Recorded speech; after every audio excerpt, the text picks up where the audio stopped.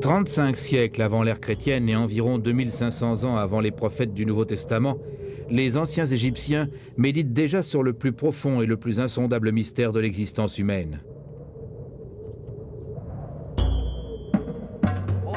Toutes les sociétés se retrouvent aux prises avec le plus grand mystère de la vie, la mort. Cependant, peu ont abordé la mort aussi directement ou avec un respect aussi important, autant de cérémonies et de rituels, que les anciens Égyptiens. Pour eux, la mort n'est qu'un cycle parmi toute une série. Le Nil se gonfle, puis redescend, les récoltes sont plantées, puis vient la moisson. Une personne vit, puis meurt. Cependant, si vous êtes bien préparé, le plus important de tous les cycles commence après la mort.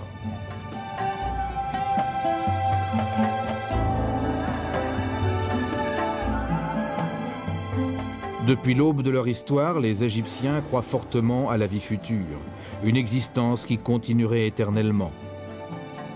Pour ces anciens Égyptiens, la mort n'est qu'une transition.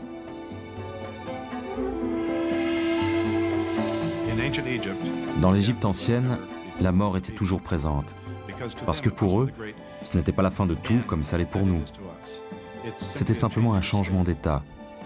Et bien sûr, ils vont continuer de vivre, et leur âme, leur force de vie, leur personnalité va pouvoir transcender tout le traumatisme réel de la mort et continuer dans la vie suivante.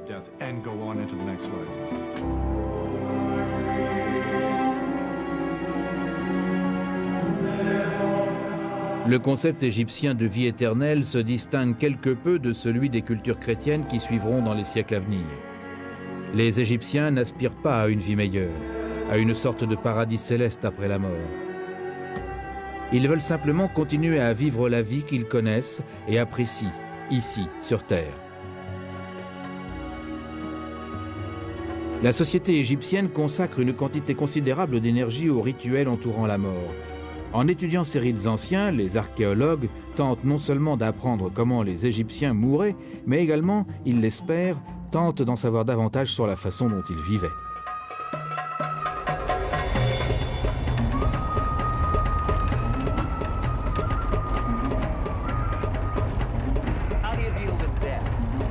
Comment traiter la mort? C'est toujours la même question. Les archéologues essaient encore de découvrir quelles réponses les Égyptiens y apportaient. Nous avançons avec précaution à travers quelques rizières ici, dans le delta du Nil, en route vers un site de fouilles sur un très ancien lieu de sépulture. Il date de l'Ancien Empire, il y a 4500 ans. L'égyptologue hollandais Willem van Haarlem est à la tête d'un site de fouilles international là-bas. Et pourvu qu'on ne casse pas un essieu en chemin, nous sommes presque arrivés.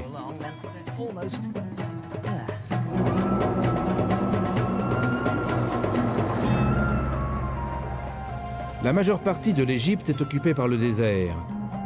Et les restes des anciens Égyptiens qui y sont enterrés sont restés intacts pendant des milliers d'années. Cependant, les conditions dans la région du delta du Nil sont très différentes. Ici, les nombreux bras du grand fleuve approvisionnent le niveau hydrostatique très proche du sol. Pratiquement tout ce qui est enterré dans la boue du delta se décompose rapidement. Je rejoins Willem van Haarlem à l'ancien cimetière où il est en train d'effectuer ses fouilles dans la région du delta. Pour des archéologues comme lui, c'est un endroit où il est frustrant de rechercher le passé.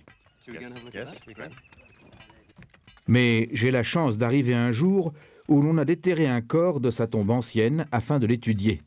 Willem me présente Alexis Cole, un spécialiste des ossements humains originaire de Russie. Alors Alexis, parlez-moi de ce que vous avez là. S'agit-il d'un homme ou d'une femme? Nous savons que c'était un homme entre 25 et 35 ans et nous n'avons pas trouvé de traces indiquant une maladie sur ses os. C'était donc une personne en bonne santé. Oui, en très bonne santé.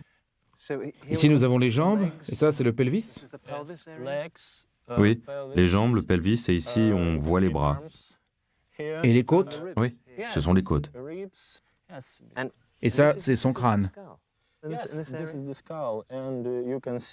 c'est son crâne, et vous pouvez voir la mâchoire ici, ainsi que 13 perles. De quand date ce squelette? En gros, entre 2500 et 2000 avant Jésus-Christ. Il est donc vieux de 4000 à 4500 ans. Dans cette sépulture rudimentaire, il y a des offrandes ici qui suggèrent que même à cette époque lointaine, il existait un sentiment très fort de vie éternelle et de l'endroit où cette personne s'en allait après la mort. Absolument. Ces récipients contenaient sans doute des aliments. Dans d'autres sépultures, nous avons retrouvé des arêtes de poissons à l'intérieur de récipients, comme ceci. C'est peut-être du poisson conservé d'une certaine manière, salé ou quelque chose comme ça. Aujourd'hui, vous allez sortir le squelette et les pots d'offrande, peut-être. Oui. Et si vous voulez, vous pouvez nous aider en récupérant certaines des perles, par exemple. Aucun Égyptien n'était enterré sans préparation pour la vie à venir. Cet homme a été envoyé dans l'éternité avec un collier. J'ai réussi à trouver plusieurs perles en pierre provenant de ce collier que nous allons garder pour les étudier. Alors voici une autre. Comment faites-vous pour garder le fil? Nous donnons le numéro 3, celle-ci, parce qu'il y en a une plus petite entre les deux que nous n'avons pas encore sortie. Et ensuite, nous les mettons dans des boîtes de pellicule avec le numéro écrit dessus, afin de pouvoir retrouver l'ordre exact pour les réassembler d'après le croquis que j'en ai fait. Vous devez avoir des milliers de boîtes comme ça. Oui, c'est vrai. Elles sont très utiles pour prendre des échantillons de découvert de petite dimension. Pour autant que Van Haarlem et ses collègues sachent sur cet homme vieux de 4000 ans, nous n'en saurons jamais plus. Quel était son nom, sa profession? Avait-il une famille? Ce dont on peut être sûr, c'est qu'il espérait trouver son chemin dans la vie future.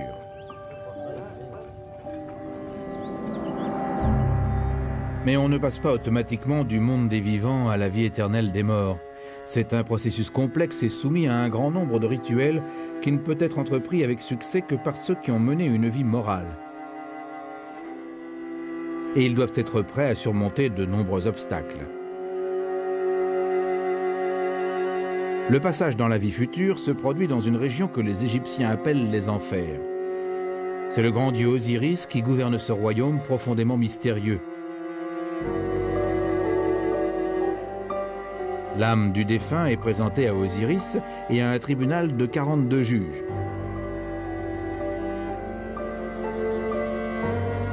Ici, on lui pose une série complexe de questions et de devinettes concernant sa vie. Il est impératif d'y répondre correctement pour gagner la vie future. Ils devaient passer un test moral et rituel avant de pouvoir entrer dans la vie future. Il s'agissait de juger leur valeur morale et éthique. Ensuite, ils recevaient des pouvoirs magiques dans la vie future, qui devaient leur permettre de triompher des nombreux dangers qu'ils y rencontreraient.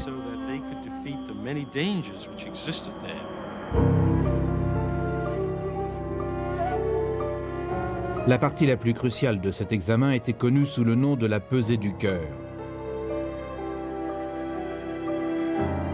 Au cours de cette cérémonie, le cœur du défunt était mis en balance avec une plume.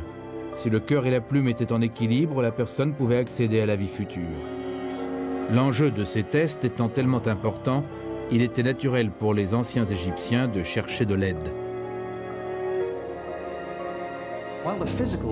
Tandis que l'enveloppe physique est momifiée et mise au tombeau, l'âme poursuit son grand voyage à travers les enfers dans l'espoir de renaître dans la vie future. Il faut savoir qu'il existe des cartes, des guides pour ce voyage. On les appelle le livre des morts, et ce sont des extraits de ce livre que l'on trouve sur les murs de tous les tombeaux. Il s'agit de directions, d'instructions à l'intention des âmes défuntes.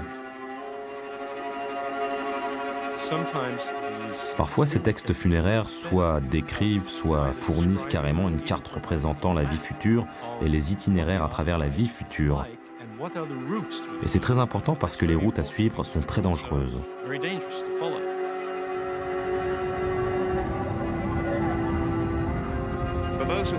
Ce qui attend ceux qui échouent à l'examen minutieux déterminant l'entrée dans la vie future est le pire cauchemar de tout Égyptien. Ceux qui sont jugés indignes sont jetés dans des puits infernaux et torturés. Ceux qui échouent au test sont donnés en pâture au terrible monstre Amenuit, le dévoreur des morts. Cependant, pour des gens qui aimaient tellement leur terre et la vie qu'elle leur apportait, leur plus grande frayeur était peut-être la pensée de devoir passer l'éternité loin de leur Égypte bien-aimée.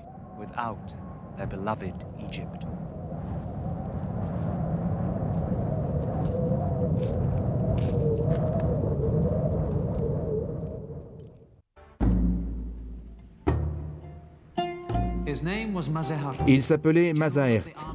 Il était général de l'armée, grand prêtre de Amon-Ré et l'un des fils du pharaon Pénédjem Ier.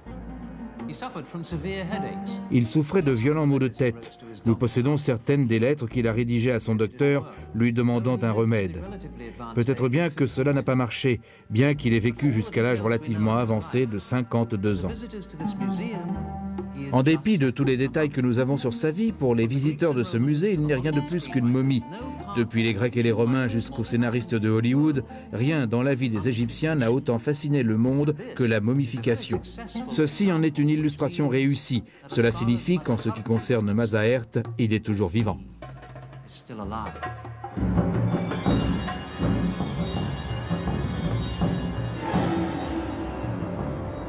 La fascination générale inspirée par les momies n'est pas un phénomène récent. Napoléon était intrigué par les momies lorsqu'il a envahi l'Égypte en 1798. Les premiers archéologues semblent obsédés par ces corps préservés. Excepté l'or, rien n'a fait l'objet d'autant d'efforts de leur part que la recherche de momies. Mais dans leur zèle, ils ne faisaient pas toujours très attention à la façon dont ils manipulaient les morts. Il en est résulté une compréhension seulement partielle de la signification de la momification et de la manière dont cette pratique a vu le jour. Les anciens Égyptiens croyaient que Mazahert ne pouvait continuer à vivre après la mort que si son corps était préservé. Je pense que le fait qu'il se donne autant de mal démontre clairement que le corps lui-même était censé continuer à exister dans la vie future et qu'ils auraient la possibilité de regagner leur corps et que leur corps prendrait à nouveau la forme d'un être vivant. Il est crucial pour l'âme d'une personne d'arriver à retrouver son propre corps qui représente la base ou la demeure de l'âme. Il faut que le corps soit aussi reconnaissable que possible. Dans les premières années de la civilisation égyptienne, il est assez facile de préserver le corps. Les morts sont simplement enterrés dans des tombes constituées d'un trou peu profond.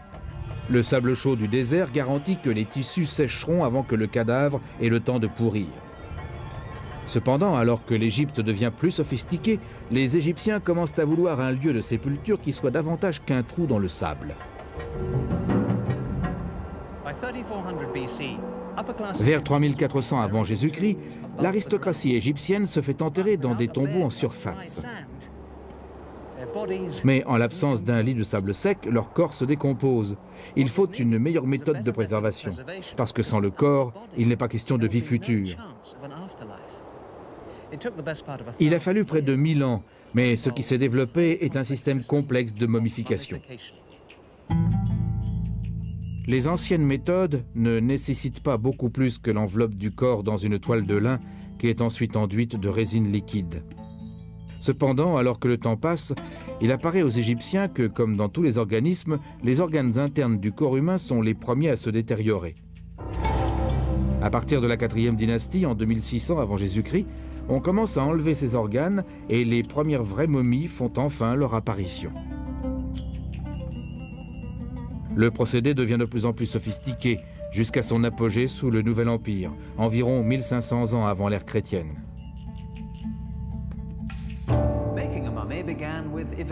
La réalisation d'une momie commence avec l'éviscération. On fait sortir le cerveau par le nez en petits morceaux.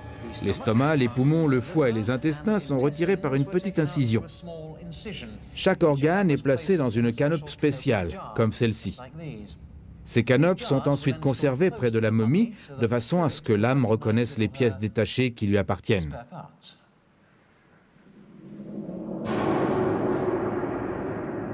Tout le monde ne subit pas la même momification. Comme l'acheteur d'une voiture qui se voit offrir le choix entre des sièges en tissu ou en cuir, 6 ou 8 cylindres, les familles des morts dans l'ancienne Égypte peuvent choisir la sorte de momie qu'elles désirent. Qu'il s'agisse de l'aristocratie ou des classes inférieures, tous espèrent préserver le corps de leur mieux. Mais évidemment, c'est une question de chiffres. Les classes inférieures ne peuvent pas nécessairement s'offrir une momification détaillée. Il y avait différents niveaux de momification en Égypte, même si le plus souvent, seuls les gens les plus aisés pouvaient se permettre la momification. Néanmoins, dans ce groupe, il y a des méthodes plus ou moins onéreuses pour le faire. Et évidemment, le pharaon bénéficie des meilleurs procédés qui existent.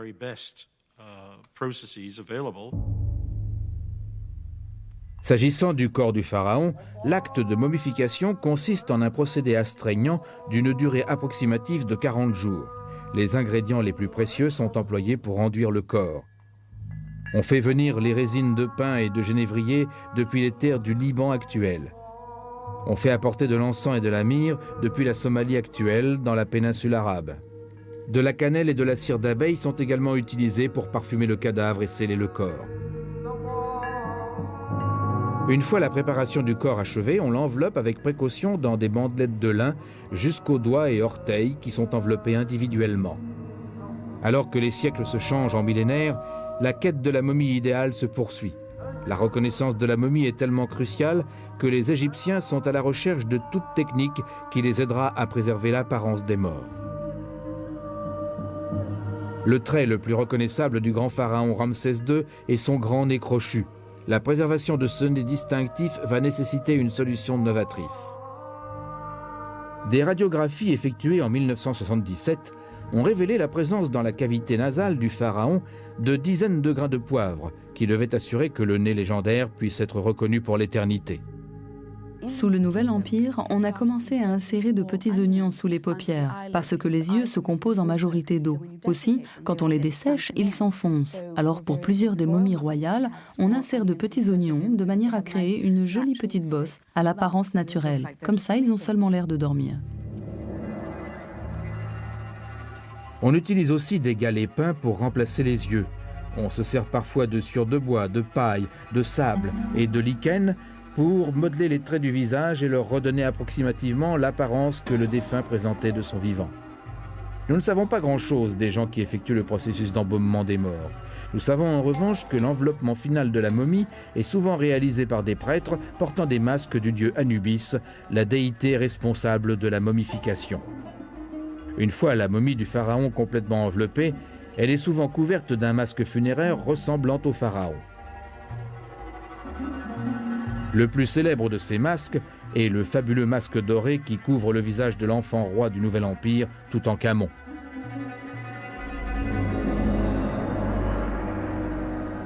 La plupart des experts sont de l'avis que lorsque l'Empire romain prend le pouvoir sur la civilisation égyptienne dans le 1er siècle avant Jésus-Christ, les standards de momification ont déjà changé. Bien que la pratique conserve une importance critique pour les Égyptiens, la qualité du travail des embaumeurs n'est souvent plus ce qu'elle était.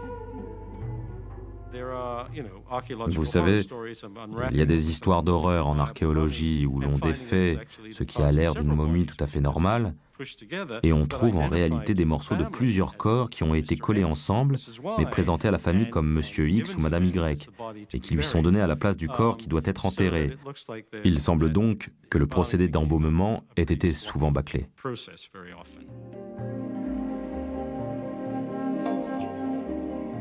Ce qui n'a pas changé, c'est la croyance qui veut que la momie doive être identifiée par la personne décédée. Ces merveilleux portraits des morts ont été peints sur des morceaux de bois et placés sur le visage des momies. Ils ont l'air d'avoir un style romain, mais ce sont en fait les visages d'Égyptiens. Ils contemplent les siècles dans l'espoir de se voir accorder leur souhait de passer l'éternité auprès de leur Dieu.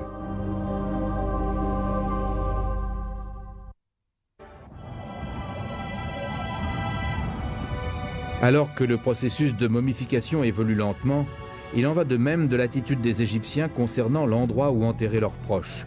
Les premiers Égyptiens étaient enterrés dans le sable. À l'époque des premiers pharaons, les concepts de mort et de vie future sont devenus plus sophistiqués, et les Égyptiens commencent à rechercher de meilleures façons d'enterrer les morts.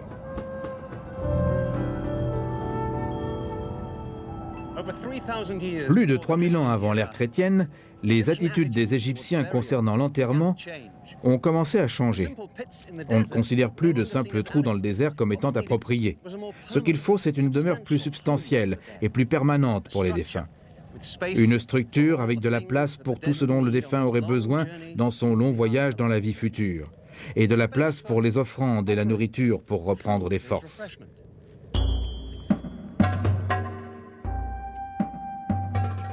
Le genre de tombeau qui a évolué est connu aujourd'hui sous le nom de mastaba. Il s'agit de simples structures rectangulaires avec une seule chambre mortuaire. Les groupes de mastaba deviennent des villes pour les morts. Alors que les pratiques funéraires deviennent plus complexes, il en va de même pour les tombeaux mastaba. Les Égyptiens pensent que aussi longtemps qu'on rend hommage au défunt et qu'on répète son nom, cette personne reste vivante. Des chambres séparées sont ajoutées au mastaba pour permettre aux amis et aux proches de rendre hommage au défunt et de dire des prières en son nom. Les Égyptiens pensent que l'âme d'un mort revient fréquemment dans son corps pour se reposer et prendre des forces. Par conséquent, on apporte de la nourriture, de l'eau et même du vin au mastaba pour le défunt. Des centaines de mastabas ont été construits ici sur le plateau de Gizeh. Tout autour de nous sont enterrés les hauts fonctionnaires de la cour des pharaons et les membres de leur suite. La plupart des tombeaux ont fait l'objet de fouilles dans les années 30, mais beaucoup sont restés introuvables. Le docteur Anne Roth est à la tête d'une équipe qui est ici pour explorer tout ce champ de mastaba. Ils essaient de trouver les tombeaux manquants et d'en apprendre davantage sur les pratiques funéraires de l'Ancien Empire. Les tombeaux mastaba comme celui sur lequel je suis assise ont été construits à l'époque de l'Ancien Empire, voire plus tôt, comme une espèce de tertre artificiel couvrant le corps de la personne décédée.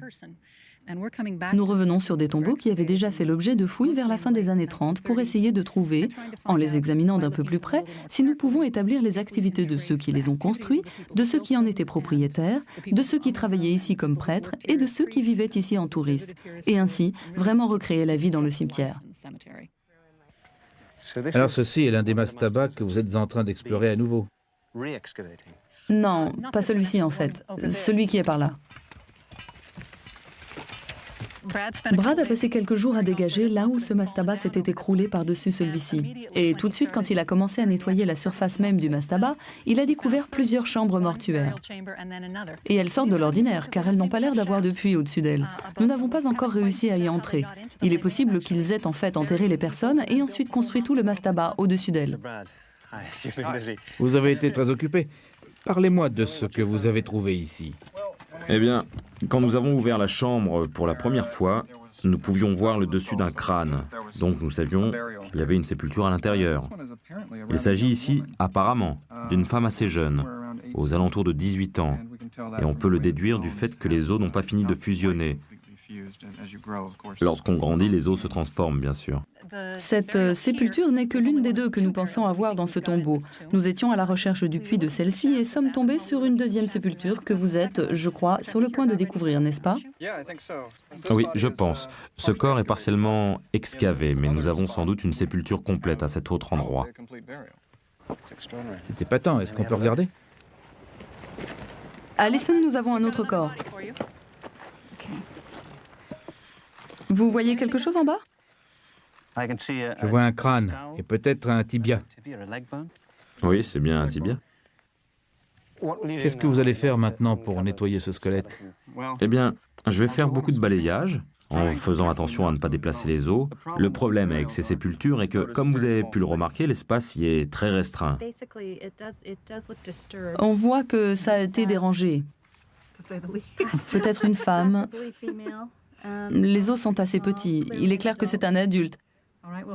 Bien, il va falloir le déterrer et découvrir ce que c'est. Enfin, qui sait? Super, on a un autre corps. Déterrer des corps est un peu effrayant en réalité parce qu'il s'agit de personnes. Et nous ne devons pas oublier qu'il s'agit de personnes. Nous essayons de les traiter avec beaucoup de respect. Nous avons découvert un cadavre qui avait les mains sous la tête. Et la tête reposait, les mains reposaient sur un petit coussin en pierre. Cela vous apprend presque des choses sur leur personnalité. Et il y a le sentiment d'un lien avec ces anciens Égyptiens qui étaient enterrés dans ces tombeaux. Ceci est le crâne d'une femme qui est morte il y a environ 4400 ans. Elle devait avoir entre 30 et 39 ans, sans doute approximativement 35 ans. Et il n'était pas rare de mourir à cet âge. Elle est plutôt intéressante. Elle a un abcès dentaire en cours. Vous pouvez voir l'abcès ici. Il est dans sa première molaire gauche. Et vous pouvez voir ces deux trous ici, sans doute très douloureux, et peut-être la cause de sa mort. Il est possible de mourir d'un abcès dentaire non traité. Les Égyptiens avaient un taux d'usure des dents très élevé parce qu'ils écrasaient leurs grains avec des meules en pierre. Ça laissait beaucoup de gruau dans leur farine et il y avait beaucoup de poussière ambiante. Alors vous pouvez imaginer que toute une vie à manger du pain fait de cette manière, c'est comme mâcher du papier de verre. Grâce à leurs travaux, Anne Roth et ses collègues sont peut-être en train d'offrir au peuple ancien qu'ils étudient la vie éternelle qu'ils désiraient tant. Nous espérons les faire vivre plus longtemps en les étudiant et en partageant ce que nous savons de leur vie, parce que les anciens Égyptiens croyaient qu'une partie de votre âme était constituée de ce que les autres pensaient de vous. Alors en rétablissant ce rapport humain avec ces morts, nous espérons nous faire pardonner tout manque de respect de notre part vis-à-vis de leurs ossements. Les ossements contenus dans ces mastabas à Gizeh appartenaient à des gens du peuple, de la classe moyenne. Même pour les pharaons, la mort arrive enfin un jour. Les Égyptiens pensaient que quand leur roi mourait, ils rejoignaient le grand dieu Ré pour porter sans fin le soleil dans le ciel à bord d'un navire céleste.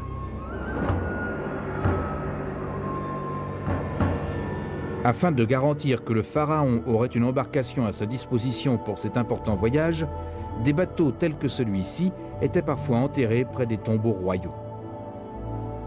Au premier abord, il semblerait improbable de trouver un tel navire royal à cet endroit, encore moins une flotte tout entière. Ces gigantesques murs sont presque les seuls vestiges d'un vaste complexe de temples mortuaires. Ils ont été construits dans le désert près de l'ancienne ville de Abydos pour rendre hommage au roi défunt qui gouvernait l'Égypte il y a presque 5000 ans. C'est ici en 1991 que le docteur David O'Connor a fait une découverte saisissante, le premier d'un grand nombre de bateaux enterrés juste en dehors de ces murs. Il faisait de nouvelles découvertes alors même que j'arrivais. Matthew Adams est directement adjoint au projet. Il nous explique comment ces anciens navires ont d'abord été découverts. Nous avons remarqué assez tôt dans nos travaux qu'il y avait des murs insolites sortant du sable à cet endroit. Laissez-moi vous montrer. Ah oui, je vois.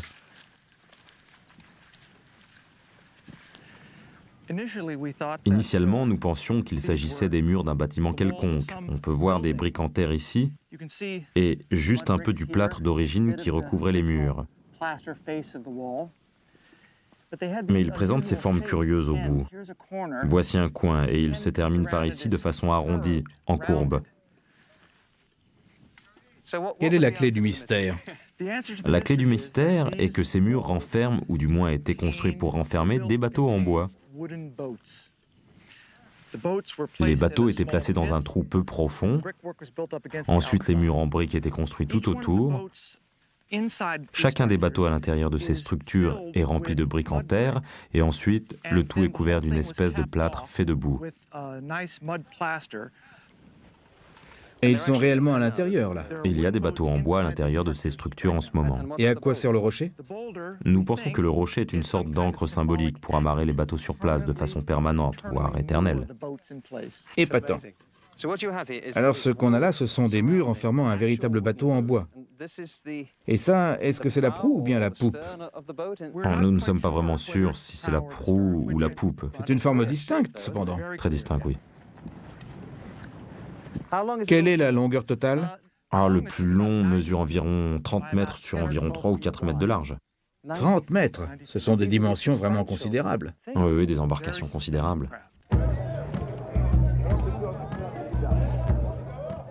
La tâche consistant à déblayer les tonnes de sable qui recouvrent ces bateaux est énorme.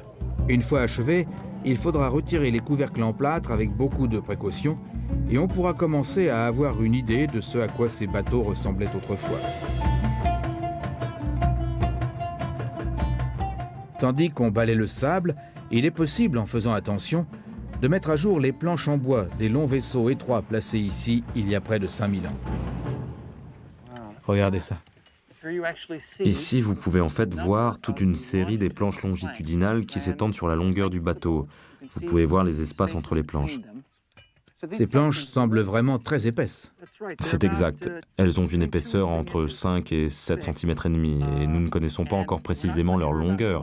Elles ne sont pas suffisamment dégagées. De quel bois s'agit-il? On dirait du bois de cèdre provenant de ce qui est aujourd'hui le Liban. À plus de 1500 km. C'est ça. Alors d'après la forme, ce serait le fond de la coque et ensuite la coque remonterait comme ceci. Et par ici, qu'est-ce que c'est? Ah, ça c'est du bois déposé le long de la coque qui devait monter jusque-là et s'arrêter à peu près ici, en haut des briques. Et ces trous, est-ce que ce sont des insectes en train de dévorer les coques? Non, ce sont des trous qui ont été faits dans le bois lors de la construction du bateau pour faire passer les cordes qui maintenaient les planches ensemble. Elles étaient passées à travers ici, en voici une série ici et une autre série ici. Qu'est-ce que vous faites? Qu'est-ce que vous utilisez sur ce bois pour le conserver? Une fois que le bois est exposé, nous le consolidons immédiatement avec de la résine acrylique. Cela permet de le tenir. Il l'empêche de sécher davantage. Et qu'est-ce que c'est sur le côté, là? Sur le côté, nous avons des pigments jaunes. On les voit ici, continuant tout le long ici. Donc, ce serait un bateau peint comme on en voit sur les bas-reliefs des tombeaux. C'est exact. Qu'est-ce que vous allez en faire maintenant? Quand nous aurons fini de renforcer le bois, nous avons l'intention de prendre les morceaux un par un pour les étudier de plus près. Mais il y a 12 bateaux comme celui-ci. C'est cela. Nous ne nous occupons que de celui-ci pour l'instant. Pendant des années, on a pensé qu'il n'y en avait que 12, mais nous avons trouvé une surprise il y a seulement quelques jours de cela. Laissez-moi vous montrer. Donc, vous saviez qu'il y avait 12 bateaux ici? Oui. Et juste derrière vous, vous voyez le bateau numéro 12. Et il y a encore 2 jours, j'aurais juré qu'il n'y en avait pas plus de 12. Mais nos fouilles cette année ont révélé cette ligne de briques qui va en montant. Et c'est le bateau numéro 13. Alors il pourrait y en avoir beaucoup d'autres. Vous pourriez avoir des centaines de bateaux à travers tout le désert. C'est possible. Alors essentiellement, ce que vous avez ici, c'est une ancienne marina, c'est ça? Nous avons une flotte royale amarrée dans le désert. On découvre encore davantage des secrets de l'Égypte. Peu de temps après mon départ de Abydos, on a trouvé un 14e bateau. Les bateaux de ce site sont les plus vieux du monde.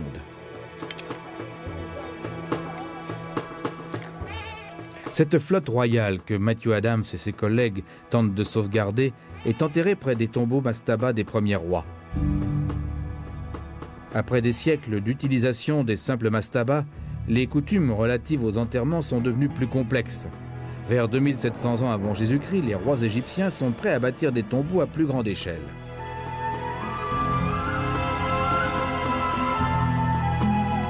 L'Égypte est un paradis pour les momies. Pendant des siècles, le mastaba a satisfait les besoins des morts. Mais alors que le Nouvel Empire est en plein essor, l'Égypte atteint l'apogée de sa prospérité. Désormais, les pharaons vivants ont besoin d'autre chose, pas seulement un tombeau, mais un monument dédié à leur propre grandeur.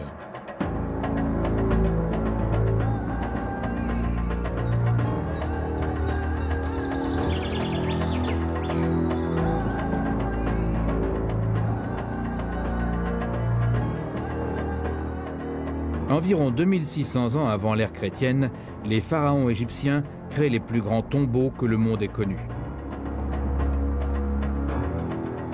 Le plus imposant contient plus de 2,5 millions de blocs de pierre calcaire, chacun pesant au moins 2,5 tonnes. Faisant leur début sous l'Ancien Empire, les pyramides deviennent la dernière demeure des pharaons pour plus de 900 ans. Mais ces mausolées géants consomment des ressources énormes. La construction des pyramides, même les plus modestes, grève l'économie égyptienne. Même cachées au fin fond des pyramides, les tombes des pharaons ne sont pas à l'abri des pilleurs qui pillent leurs cadavres avec beaucoup de succès.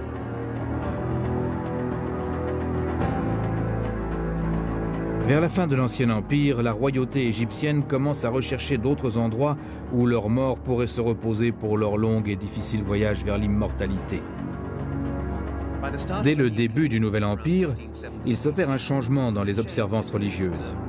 Au même moment, il devient évident que les tombeaux mastaba et même les pyramides ne sont pas à l'abri des ravages des pilleurs de tombes, alors que les gouvernants égyptiens ont commencé à rechercher un site plus sûr pour les tombeaux de leurs personnages importants. Ils ont choisi cette vallée aride, près de Thèbes. Les pharaons sont amenés ici pour entamer leur vie éternelle, dans un endroit que le monde moderne connaît sous le nom de Vallée des Rois.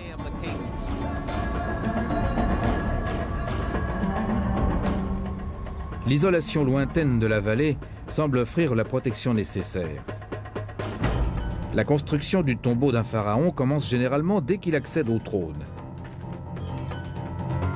Certains ouvriers creusent les grandes chambres dans la pierre calcaire des montagnes. D'autres couvrent les murs de peintures et de sculptures magnifiques. D'autres encore réalisent les inscriptions qui doivent assurer au roi un passage réussi au travers des enfers.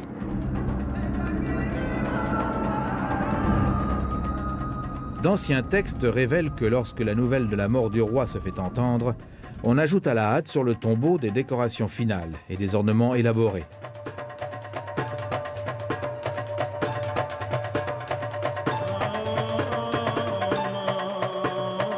Après la momification, le corps du pharaon est transporté sur le Nil par bateau. Ensuite, un entourage composé de nombreux prêtres et du cortège funèbre accompagne la momie tandis que l'on traîne lentement son cercueil dans la vallée sur le chemin poussiéreux qui mène au tombeau qui l'attend.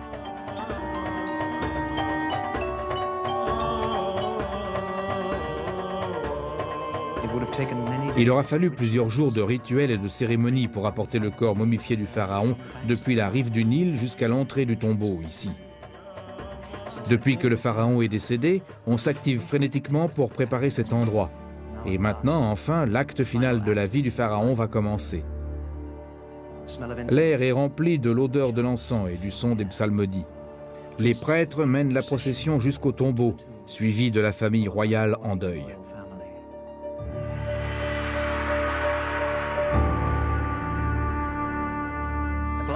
Enfin, la procession atteint cet endroit, la chambre funéraire située profondément au sein du tombeau.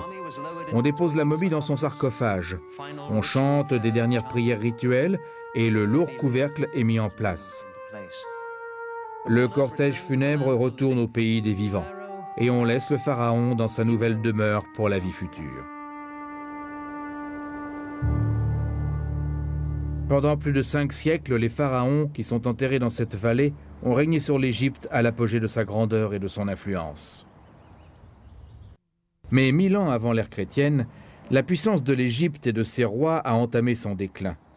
D'autres cultures plus fortes prennent la place de l'Égypte comme puissance dominante dans le Moyen-Orient et finalement occupent le territoire égyptien. Les Perses, les Grecs hellénistes et enfin les Romains contrôlent le pays des pharaons. Étonnamment, aucun de ces envahisseurs n'impose sa religion. L'Égypte continue de vénérer les dieux anciens. Fait remarquable, les attitudes vis-à-vis de la mort ne changent pas, un fait qui est illustré de manière dramatique par une découverte récente.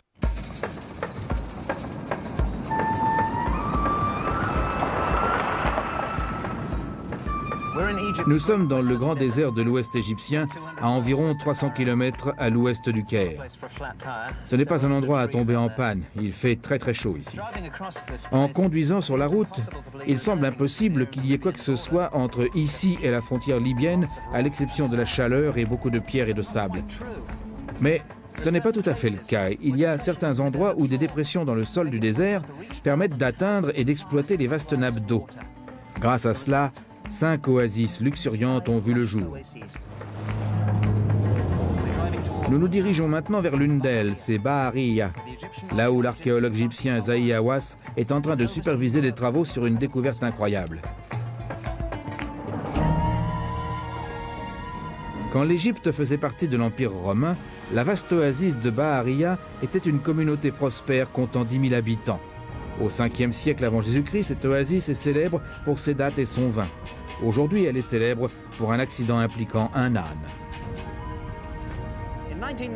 En 1996, un ouvrier se déplaçait sur son âne ici dans l'oasis de Bahariya. Tout à coup, la patte de l'animal est passée au travers de la croûte du sol désertique. Il y avait un trou. L'ouvrier a regardé dans le trou et il y avait des momies. Beaucoup de momies. C'étaient les premières de ce qui allait s'avérer la plus grande cachette de momies jamais découverte. Presque 4000 ans après les débuts du rituel de momification, Ces momies ont l'air un peu différentes des premiers exemples. La plupart n'ont pas de cercueil. Au lieu de cela, leurs visages sont couverts par des masques en espèce de papier mâché appelé cartonnage. Mais l'importance que les Égyptiens attribuent à la préservation du corps pour la vie future n'a pas diminué. Le cartonnage doré de ces visages a donné son nom à cet endroit, la vallée des momies dorées.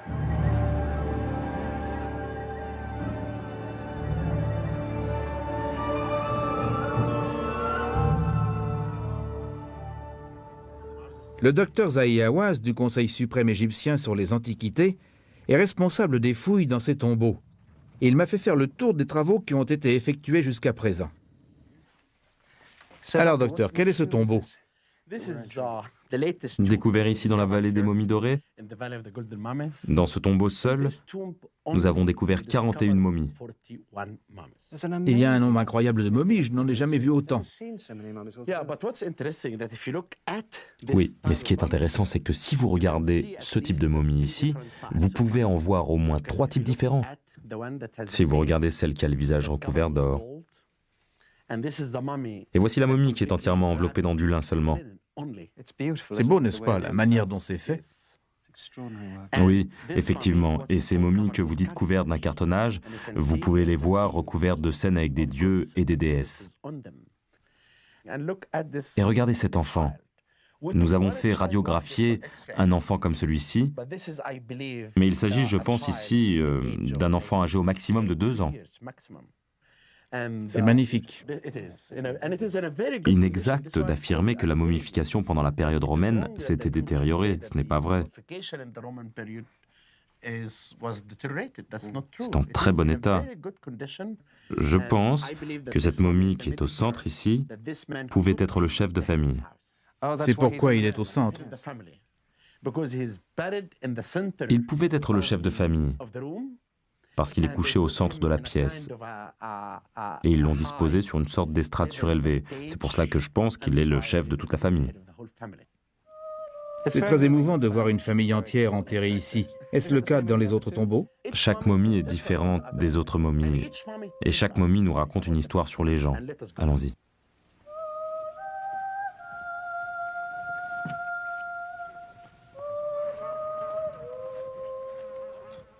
Voici un autre tombeau. Combien en a-t-on découvert jusqu'à présent? Jusqu'à maintenant, sur l'ensemble des tombeaux, nous avons découvert 207 momies. Si vous regardez cette momie, dans cette section ici, même la façon dont les yeux sont incrustés ici, Remarquable. c'est vraiment superbe avec l'or et le cartonnage. Est-ce qu'il s'agit de quelqu'un de plus riche? Oui, toute momie ayant de l'or sur elle implique que la personne était riche. Et celle-ci, c'est du plâtre? Oui, mais je pense que c'était une future mariée. Elle est morte avant le mariage.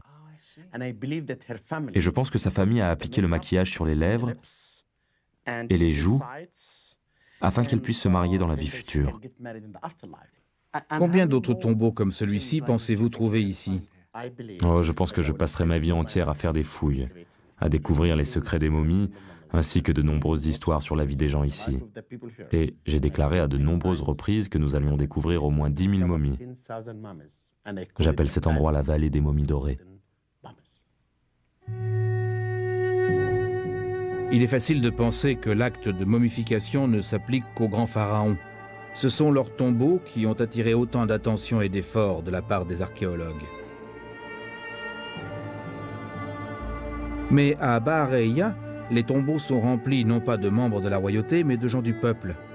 Un père enterré avec son enfant reposant sur sa poitrine. Une femme fixant du regard la momie de l'homme qu'elle aimait. Il nous rappelle que les citoyens moyens de l'Égypte ancienne cherchaient aussi à déjouer la corruption du corps par la mort. Pour la majeure partie des 4000 ans, la momification occupe une place importante dans la vie de famille des Égyptiens.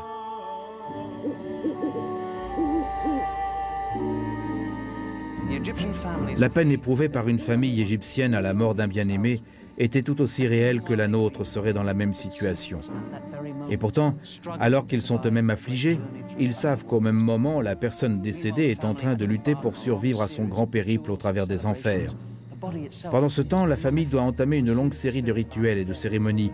Le corps lui-même doit être momifié pour accueillir l'âme après la mort. Pour toutes les familles, cela représente un effort et une dépense énorme. Pourquoi le font-ils? Il ne s'agit pas d'une quelconque obsession morbide. Ils le font parce qu'ils sont profondément attachés les uns aux autres. La momification est un geste d'amour extraordinaire. Ils croient fermement que la mort n'était pas la fin de la vie, mais le commencement de l'éternité.